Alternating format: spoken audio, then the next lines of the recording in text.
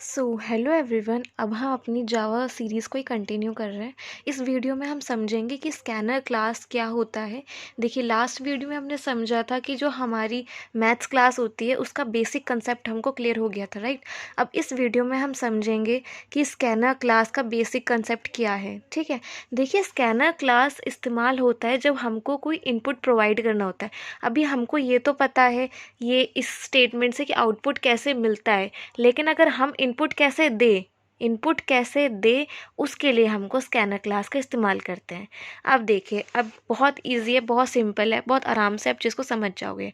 देखो, कुछ चीज़ें इसमें लगानी है, एक दो कोड लिखना है, सिंपल है।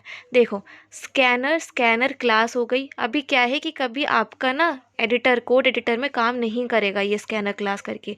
इसलिए नहीं करेगा क्योंकि शायद आपके कोड एडिटर में स्कैनर क्लास इंपोर्ट नहीं होगी। तो क्या करना, आप सबसे ऊपर इंपोर्ट जावा डॉट यूटिल स्कैनर, उसके बाद सेमीकोलन, ये लाइन आप उसको रन करवा देना। इससे क्या होगा कि जो स्कैनर क्लास वाला हमारा पैकेज है वो इंपोर्ट हो जाएगा। ठीक है, अब देखिए, अब आपका पैकेज इंपोर्ट हो गया स्कैनर क्लास वाला। अब देखिए आपको करना क्या है। ठीक है, देखिए, अब मैं क्या करूँगी, स्कैनर लिख दिया मैंने, ये मेरी क्लास है।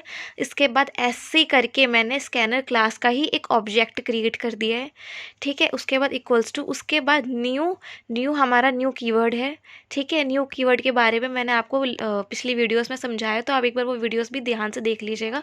2-2 मिनट की, 5-5 मिनट की वीडियोज़ हैं, तो आपको क्लियर हो जाएगा, राइट। उसके बाद फिर हम क्या करेंगे, अगेन हम स्कैनर पे आगे, स्कैनर हमारी क्लास है। उसके बाद हम पैरेंथेसिस के अंदर सिस्टम डॉट इन करेंगे। देखिए, आउटपुट के लिए हम क्या करते थे, सिस्टम डॉट आउट करते थे। अभी हमको इनपुट के लिए हम क्या करेंगे, सिस्टम डॉट इन। तो ये कुछ इस तरीके से होगा, scanner SC new scanner system dot in. ठीक है, समझ गए आप स्क्रीनशॉट भी ले सकते हैं इस चीज़ का। ठीक है, अब देखिए, अब ये चीज़ हो गया। अब मैं चाहती हूँ कि कि एक लाइन ऐसे करके आ जाए, इनपुट योर एज, है ना। अब भैया इनपुट अगर करवाऊंगी, है ना, तो उससे पहले एक लाइन होनी चाहिए, इनपुट योर एज, जो प्रॉम्प्ट पे दिखे एकदम से। तो मैं क्या करूँगी, देखो, मैं ये सिंपल सा system dot out print statement ला लूँगी यहाँ पे, system dot out print ln, और यहाँ लिख दूँगी इनपुट योर एज। ठीक है, उसके बाद फिर हम क्या करेंगे, उसके बाद हमको इनपुट भी देना है। यहाँ इसका लिखने का मतलब था कि मैं प्रॉम्प्ट पर, ये जैसे प्रॉम्प्ट ओपन करूँ वेबसाइट का, तो उसमें क्या है, इनपुट योर एज करके आ जाए, है ना। अब यहाँ इसको लिखने का मतलब है कि क्या मुझे इनपुट देना है। ठीक है, देखिए, इनपुट देने के लिए हम क्या करेंगे, एज मैंने एक वेरिएबल, इंट वेरिएबल डिक्लेयर कर दिया, है ना। उसके अंदर मैं क्या करूँगी, एससी आपको पता है हमने ऑब्जेक्ट क्रिएट किया था स्कैनर क्लास का। ठीक है, उसके बाद हम डॉट, फिर नेक्स्ट इंट एक फंक्शन होता है जो इनपुट लेता है।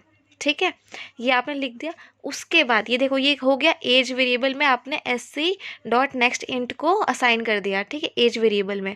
अब सिंपल, आपको कुछ नहीं करना, आपको system dot out print Elon करना है, प्रिंटिंग स्टेटमेंट वही आउटपुट के लिए, और उसके अंदर एज लिख देना है। ठीक है, जो हमने एज यहाँ पर करा था ना, एज इक्वल्स टू एससी जो object dot next int function लगाया था, ये वाला, है ना। अब हम यहाँ क्या करेंगे, system dot out dot println as. उसके बाद क्या होगा, जैसे अगर आप रन करवाओगे तो आउटपुट में कुछ इस तरीके से आएगा कि सबसे पहले प्रॉम्प्ट होकर एकदम से आपके सामने आ जाएगा इनपुट योर एज। ठीक है, इनपुट योर एज आ जाएगा। फिर आप क्या करोगे, फिर आप प्रॉम्प्ट में फिर आप इनपुट डालोगे 30, और फिर वही 30 आपका आउटपुट में प्रिंट होके आ जाएगा। देखो, इनपुट में मैंने क्या लिखा था, इनपुट मैंने वेरिएबल एज दे दिया था ना, इस पर एज वेरिएबल पे मैं इनपुट डाल रही थी, है ना। वही एज वेरिएबल मेरा आउटपुट में भी आ जाएगा। समझ गए। आई होप आप स्कैनर क्लास के कंसेप्ट को समझ गए होंगे। ठीक है, आगे हम और ऐसे छोटे छोटे कंसेप्ट्स को नेक्स्ट वीडियो में क्लियर करेंगे, तो आप देखते रहिएगा।